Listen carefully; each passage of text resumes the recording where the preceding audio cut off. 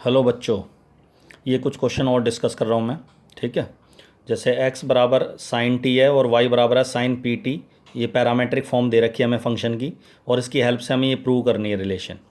तो मैंने आपको बता रखा है कि अगर मैं इसका direct d x by d t d y by d t निकालूँ तो मुझे cos p t p cos p t sine cos t, तो इन दोनों को आपस में एक दूसरे के साथ कनेक्ट करने में प्रॉब्लम आएगी। तो इसलिए आसान तरीका ये है कि यहाँ से टी की वैल्यू निकालो। टी की वैल्यू क्या होगी जी? Sine inverse x. टी बराबर साइन इनवर्स एक्स हो गया, और यहाँ इस टी की जगह रख दो वाई में, तो वाई बराबर हो जाएगा साइन पी टी की जगह आ जाएगा टी की जगह साइन इनवर्स एक्स। तो इसमें ये ट्रिक है, ये पॉइंट है कि y is a function in x बना दिया हमने, क्योंकि t is a parameter connecting variable. तो यहाँ से एक एक जगह से मैंने टी की वैल्यू निकाली, एक्स वाली से टी की वैल्यू निकाली, और वो मैंने वाई में वाई बराबर जो साइन पी टी है उसकी जगह टी की जगह साइन इनवर्स एक्स रख दिया। अब ये क्वेश्चन हमारा स्टार्ट हो गया। अब इसका डेरिवेटिव करोगे तो d y by d x बराबर sine p sine inverse x में चेन रूल लगेगा, इसको टी मान लिया हमने। तो साइन टी का डेरिवेटिव होगा कॉस टी, और टी का डेरिवेटिव इसका पी साइन इनवर्स एक्स का डेरिवेटिव हो गया पी पी ऐसे ही रहेगा। साइन इनवर्स एक्स का हो गया 1/√1 - x²। उसके बाद डायरेक्ट प्रूव करने के लिए मैंने आपको बताया था कि अपॉन में कोई भी वैल्यू आ रही है उससे क्रॉस मल्टीप्लाई कर दिया, तो ये डी वाई डी एक्स के साथ मल्टीप्लाई आ गया, और पी ऐसा कैसा कॉन्स्टेंट आगे लिख दिया, cos P sine inverse x ऐसा कैसा। इसका दोबारा डेरिवेटिव करोगे तो इन दोनों में प्रोडक्ट टू लगेगा। D y by d x variable होता है, बता रखा है तुम्हें मैंने। तो इन दोनों में प्रोडक्ट टू लगाएंगे जब हम, तो first function d y by d x का दोबारा डेरिवेटिव करोगे तो d square y by d x square plus d y by d x second function, और रूट वाले रकम का डेरिवेटिव सबको पता है 1/2√1 - x² होता है, और 1 - x² का डेरिवेटिव हो गया -2x इज इक्वल टू, इसमें भी चेन रूल दोबारा लगेगा। कॉस का डेरिवेटिव हो गया जी minus sine p sine inverse x, और पी साइन इनवर्स एक्स का दोबारा डेरिवेटिव करने पर आएगा पी कांस्टेंट ऐसी रहेगा, साइन इनवर्स एक्स का हो गया 1/√1 - x²। उसके बाद ये जो रूट वाली रकम है 1 - x² वाली, ये इधर मल्टीप्लाई करेंगे तो रूट हट जाएगा, स्क्वायर हो जाएगा। रूट से रूट कट कैंसिल होके 2 से 2 कैंसिल हो जाएगा, ये वाला 2 और ये वाला 2 कैंसिल हो गया। ठीक है, और रूट से रूट कैंसिल होके क्या बचेगा -x d y by d x, और ये वाली जो वैल्यू है, ये वाली वैल्यू हमारे पास y है। ठीक है, ये वैल्यू y होगी, तो इसकी जगह y रख दिया हमने, और p क्या हो गया p²y, और इधर प्लस हो जाएगा, ये माइनस है तो क्या हो जाएगा plus p²y equal to 0। Clear है यहाँ तक? तो इस तरीके से इसको वेरीफाई करना था हमें। अच्छा, दूसरी चीज़, एक और क्वेश्चन देखो, ये एनसीईआरटी का क्वेश्चन है, इसका सेकंड ऑर्डर डेरिवेटिव निकालना है मुझे। तो y बराबर e⁻6x cos 3x दे रखा है, ये तो कन्फर्म है, प्रोडक्ट टू लगेगा। तो जब आप इसका डेरिवेटिव करोगे d y by d x, तो first function e⁻6x cos 3x का डेरिवेटिव हो गया जी माइनस साइन 3x, और 3x का डेरिवेटिव 3, चेन रूल लगेगा, एंगल का भी डेरिवेटिव करेंगे, प्लस cos 3x e⁻6x का डेरिवेटिव हो गया जी e⁻6x, और 6x का डेरिवेटिव हो गया 6। इसके बाद e⁻6x कॉमन निकाल लिया, तो यहाँ बच गया माइनस का 3 साइन 3x प्लस का 6 cos 3x। अब चाहते तो हम 3 भी कॉमन निकाल लेते, लेकिन इसको 2 ही फंक्शन रखा। अब इसका दोबारा डेरिवेटिव करेंगे तो प्रोडक्ट रूल फिर दोबारा लगेगा। तो d square y by d x square बराबर आ गया फर्स्ट फंक्शन -3 साइन 3x का डेरिवेटिव हो गया, तो 3 तो ऐसे ही रहेगा, साइन 3x का cos 3x, और 3x का 3 जो आएगा वो 3 से क्या हो गया 9। ठीक है, माइनस ऐसे रहेगा, cos 3x का हो गया जी माइनस साइन 3x, और 3x का जो 3 आएगा 3 6 18।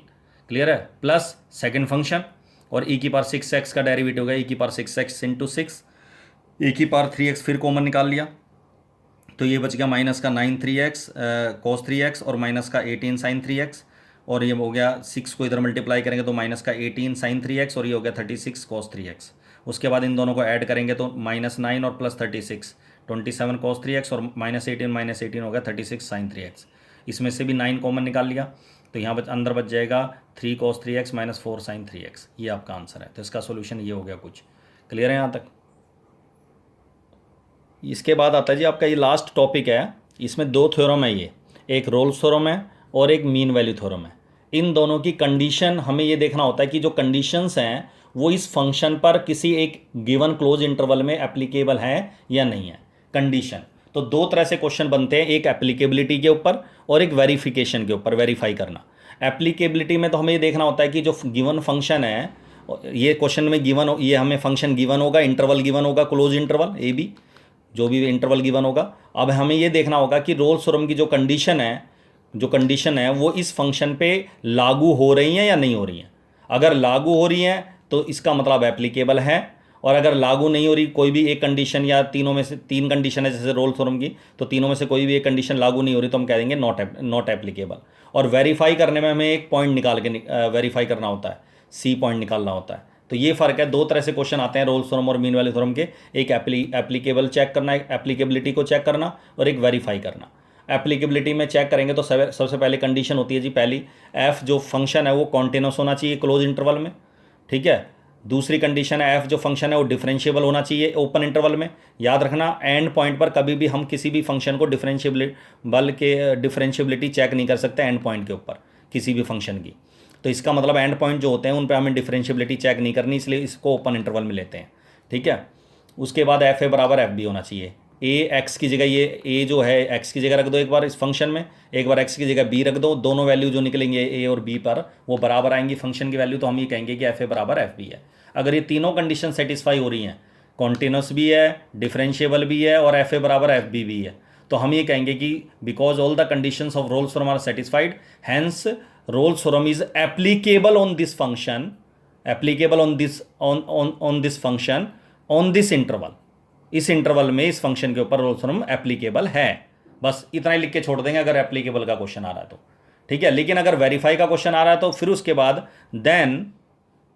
उसके बाद हमें क्या करना है, देन देयर एग्जिस्ट का साइन होता है ये, देयर एग्जिस्ट इंग्लिश में लिख दो या ऐसे सिंबल डाल दो, there exist a point C, एक सी ऐसा पॉइंट निकालना होगा, सी बोल दो इसको या के बोल दो, के लिख दो, जो ए बी के बीच में होगा ओपन इंटरवल, वेयर डेरिवेटिव उस पॉइंट पर जो होगा वो जीरो के बराबर होगा, ठीक है। तो ये कंडीशन है, मतलब डेरिवेटिव को जीरो रख के जो सी की वैल्यू निकलेगी वो अगर इस इंटरवल के, इस ओपन इंटरवल के बीच में है, मतलब इसके बीच में है, तो इसका मतलब रोल्स थ्योरम इसके ऊपर इस फंक्शन के ऊपर इस इंटरवल में वेरीफाई करेगी, नहीं तो नहीं करेगी, ठीक है। तो वेरीफाई के लिए हमें पॉइंट को चेक करना है कि इस इंटरवल के बीच में निकलता है नहीं निकलता है। मतलब कोई पॉइंट निकला, डेरिवेटिव को जीरो रख के इसको कोई पॉइंट निकला, सी की वैल्यू निकली एक, तो अगर वो वैल्यू ए के बराबर है तो भी नॉट वेरीफाइड, बी के बराबर है तो भी नॉट वेरीफाइड, आउट है तो भी नॉट वेरीफाइड, इसके बीच में है तो वेरीफाइड, बीच में आना चाहिए, ए बी के बीच में आना चाहिए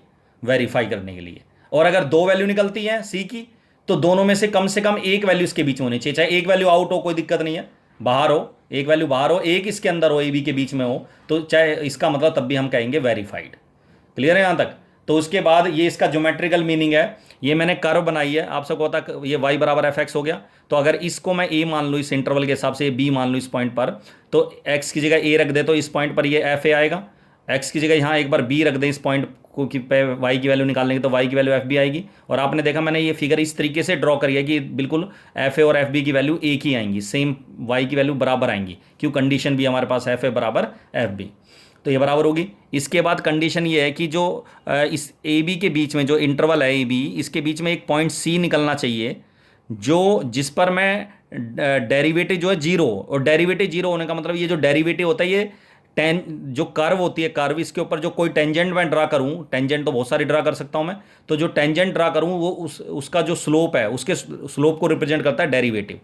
तो इसका मतलब जो स्लोप है टेंजेंट का स्लोप जीरो रखा हुआ है, डेरिवेटिव जीरो रखने का मतलब टेंजेंट का स्लोप जीरो है, और आप सबको पता है किसी भी लाइन का स्लोप जीरो तब होता है जो एक्स एक्सिस के पैरेलल होती है। तो इसका ज्योमेट्रिकल मीनिंग है कि tangent at x equal to c is parallel to the x axis, x axis के पैरेलल होगी रोल्स थ्योरम में। तो रोल्स थ्योरम की कंडीशन है ये, ज्योमेट्रिकल मीनिंग है कि टेंजेंट ड्रा करेंगे जो सी पर वो एक्स एक्सिस के पैरेलल आनी चाहिए, तो रोल्स थ्योरम इसका मतलब वेरीफाई होगी।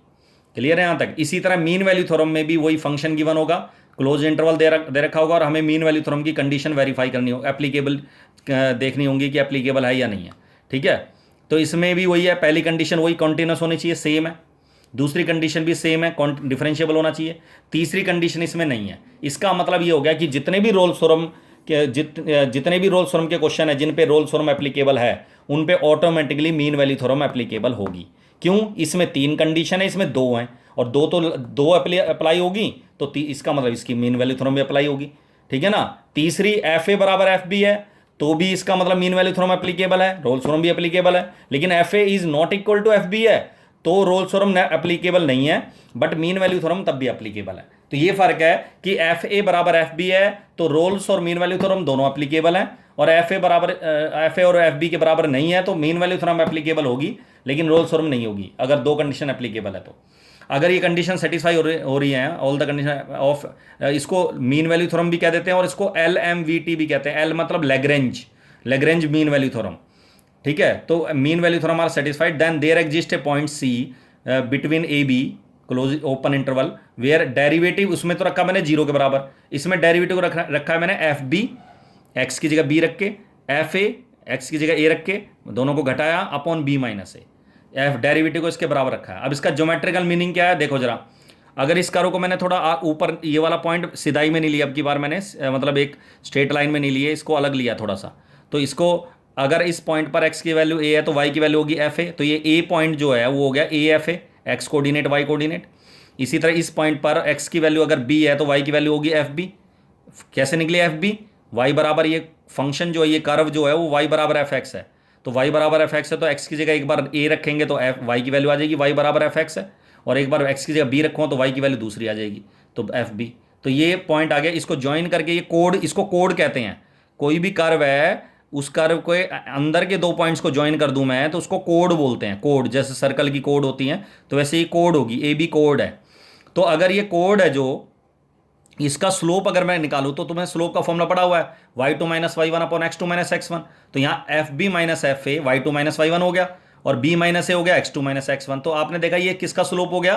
कोड का स्लोप हो गया ए बी का। और इस कोड के स्लोप को मैंने बताया था डेरिवेटिव जो होता है वो टेंजेंट के स्लोप को रिप्रेजेंट करता है। तो इसका मतलब इस कर्व के ऊपर कोई पॉइंट अगर मैं ड्रा करूंगा किसी पॉइंट पर, अगर वो टेंजेंट का स्लोप कोड के स्लोप के बराबर रखने का मतलब दोनों लाइनें पैरेलल होनी चाहिए, और दोनों लाइनें पैरेलल होने का मतलब है जो सी पॉइंट पर कोड में टेंजेंट ड्रा करूंगा वो इस ए बी कोड के पैरेलल होनी चाहिए, ठीक है। चाहे वो एक्स एक्सिस के भी पैरेलल हो, अलग बात है, लेकिन इस किसके पैरेलल होनी चाहिए? Code A B is parallel, tangent at C is parallel to the code A B. ये इसका ज्योमेट्रिकल मीनिंग है, tangent at x equal to c is parallel to the code joining A and B, ठीक है। Join करके जो बनेगा A B को, वो जो कोड आएगी उसके स्लोप और टेंजेंट के स्लोप को बराबर, क्योंकि जो डेरिवेटिव होता है वो टेंजेंट के स्लोप को रिप्रेजेंट करेगा। इसको हम आगे जाके डिटेल में 6 चैप्टर में करेंगे। टेंजेंट एंड नॉर्मल टेंजेंट का टॉपिक है एक, जिसमें स्लोप के बारे में डिस्कशन है काफ़ी ज़्यादा, तो उससे और क्लियर हो जाएगा। और वह ये ज्योमेट्रिकल मीनिंग की जगह जो कंडीशन है वो मेन है। क्वेश्चन जो आता है वो कंडीशन के ऊपर तो एक आध नंबर में आ सकता है, एक नंबर में कंडीशन इसके ऊपर लिख के आ जाए, लेकिन मेन है जो ये आपकी ये वाली जो कंडीशन है। ज्योमेट्रिकल मीनिंग जो आएगा वो अगर ज्योमेट्रिक मीनिंग पूछा गया तो एक नंबर में पूछा जाएगा मैक्सिमम, ठीक है। लेकिन जो मेन है वो कंडीशंस है जो क्वेश्चन बनता है, रोल्स थ्योरम की और मीन वैल्यू थ्योरम की। क्लियर है यहाँ तक? इसके क्वेश्चन करवाएंगे अगली क्लास में। कल ये चैप्टर मतलब नेक्स्ट क्लास में या एक क्लास के अंदर एक चैप्टर खत्म हो जाएगा, उसके बाद आपका टेस्ट लेंगे इस चैप्टर का। चलो दैट्स ऑल।